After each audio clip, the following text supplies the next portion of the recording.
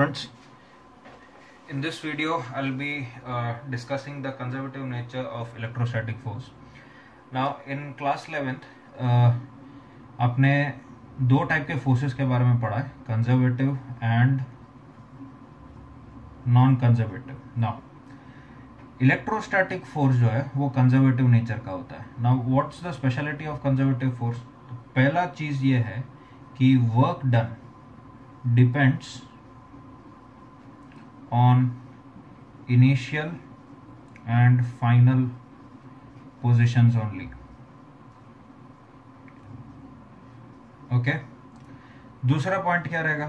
Work done for a closed path is equal to 0. ठीक है, और कौन से पॉइंट्स आते हैं कंजर्वेटिव फोर्स का? कि curl of the force vector would be 0. Curl 0 होता है इसका. ठीक है, एंड देन जनरली कौन से फोर्सेस कंजर्वेटिव होते हैं? जो कांस्टेंट फोर्सेस हो. ठीक है, अगर कांस्टेंट फोर्स है या फिर सेंट्रल फोर्स है, ये सारे क्या होते हैं? कंजर्वेटिव फोर्स होते हैं. ठीक है, अब कंजर्वेटिव फोर्स का एक स्पेशलिटी ये है कि अगर एक पार्टिकल कंजर्वेटिव फोर्स फील्ड में मूव कर रहा है, जैसे कि ग्रेविटेशनल फील्ड में मूव कर रहा है, तो ग्रेविटेशनल फोर्स क्या होता है? कंजर्वेटिव होता है. तो अगर ग्रेविटेशनल फील्ड में अगर पार्टिकल मूव कर रहा है तो उसमें उस पार्टिकल का मैकेनिकल एनर्जी क्या होता है? कंजर्व्ड.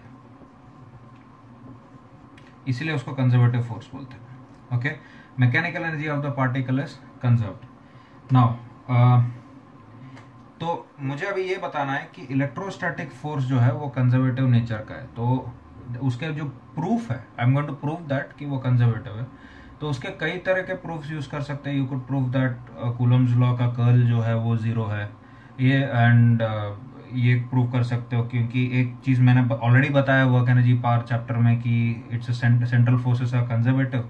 एंड यू नो कि अगर दो पार्टिकल्स है तो उन दो पार्टिकल्स के बीच में जो फोर्स लगता है that is central in nature, मतलब टूवर्ड्स या अवे फ्रॉम अ पॉइंट रहता है ना. तो सेंट्रल फोर्स है तो उसका वो कंजर्वेटिव तो हो गया.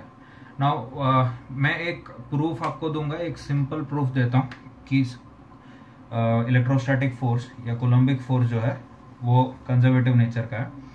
Now I will be using the plane polar coordinate system for that. Okay, तो लेट्स से कि एक पार्टिकल है जिसका चार्ज है कैपिटल Q.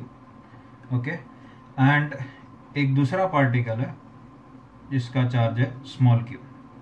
अब ये कैपिटल Q को मैंने ओरिजिन पे रख दिया एंड ये small q is at a distance r from capital Q and उसका angular position with respect to let's say this is x axis is theta. Okay, now plane polar coordinate system में if you remember there are two unit vectors. One is r cap and the other is theta cap. Okay, ये पता है तुम्हें? अब ये capital Q इस small q को क्या करेगा? किस तरफ फोर्स लगाने वाला है? इस स्मॉल q को पे इस तरफ फोर्स लगाएगा. This would be f vector, है ना.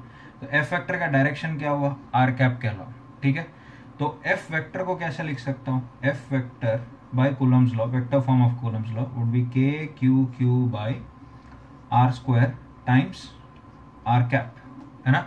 आर कैप डायरेक्शन में थीटा कैप कह लो तो कोई फोर्स का यूनिट है ही नहीं या कंपोनेंट है ही नहीं, राइट. अब लेट्स से कि इस पर्टिकुलर पार्टिकल को एक पॉइंट से दूसरे पॉइंट पे लेके गए. ठीक है, यू थ्रू सम पाथ, ऐसे किसी पाथ से लेके गए. ऑलराइट, तो let's see that.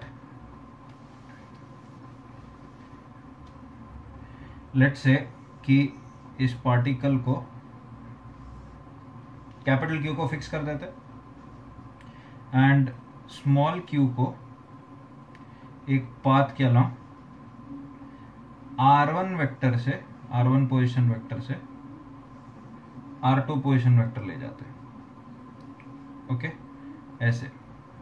Alright, now I'm going to prove that कि इस पे जो वर्क डन होगा, इस पे जो फोर्स लग रहा है, इधर जब है पार्टिकल पे फोर्स कैसा लग रहा है, ऐसे, और इधर जब होगा तो फोर्स कैसा लगेगा, ऐसे, है ना. Let's say this is F1 vector, this is F2 vector.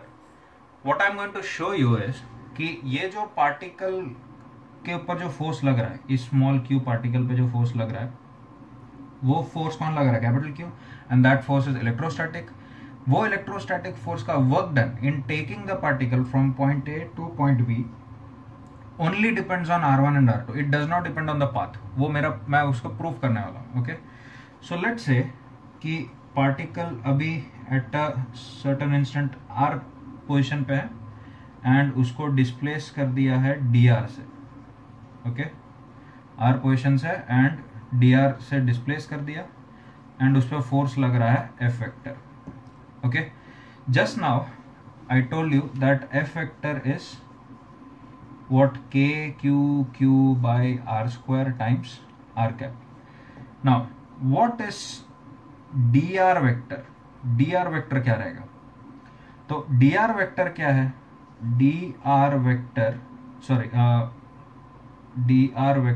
can be written as, अगर ये पार्टिकल ऐसे डिस्प्लेस हो रहा है, ठीक है, तो उसके दो कंपोनेंट्स चेंज होंगे. आर कैप का कंपोनेंट भी चेंज होगा और थीटा कैप का भी चेंज होगा. आर कैप का चेंज क्या रहेगा, dr इंटू आर कैप, और थीटा कैप का चेंज क्या होगा, are D theta into theta cap. ठीक है, सर्कुलर मोशन में मैं करा चुका हूं ये चीज ऑलरेडी, तो you can refer that. Okay, now dr cap plus dr into R cap plus R D theta into theta cap. Okay, now what is the work done in this small displacement, dw. dw will be F vector dot dr vector. Okay, now when you do this F dot dr करोगे तो you could see that F vector का एक ही component r cap, और dr vector के तो दो components r cap के along भी है और थीटा कैप के अलॉन्ग भी है. तो जब डॉट प्रोडक्ट करोगे तो इन दोनों का डॉट प्रोडक्ट तो एज इट इज मल्टीप्लाई हो जाएगा और इन दोनों के डॉट प्रोडक्ट जीरो हो जाएगा, क्योंकि r कैप और थीटा कैप 90 डिग्रीज पे एक दूसरे से, and उनका dot product would be 0. Okay, so here when you do this dot product you could clearly see that the work done would be KQQ by R square times dr. Okay, so this is the work done, small work done. Now if I want to calculate the total work done in taking the particle from point A to point B, मतलब initially उसका position vector R1 है and finally उसका position vector R2 है, तो total work done क्या रहेगा, integral dw which is integral of KQQ by R square times dr, and R पहले कहाँ था, R1, एंड बाद में कहाँ है, R2. ओके, सो इसका इंटीग्रेशन क्या रहेगा, 1 बाय R स्क्वायर का इंटीग्रेशन क्या होगा, -1 बाय R. ठीक है, -1 by R from R1 to R2 will give you work done is equal to KQQ into 1 by R1 minus 1 by R2. Clear. तो इधर आप देख सकते हो कि work done only depends on the initial position and the final position. वो कैसे R1 से R2 पे गया उससे कोई मतलब नहीं है. ठीक है, तो this is the proof that work done by electrostatic force is what only dependent on the initial and final position. And if you let से R1 and R2 are same, अगर R1 R2 सेम हो जाएगा तो ये value क्या हो जाएगा, 0, and work done would be 0. तो इलेक्ट्रोस्टैटिक फोर्स क्या है, इलेक्ट्रोस्टैटिक फोर्स कैसा है, कंजर्वेटिव. ओके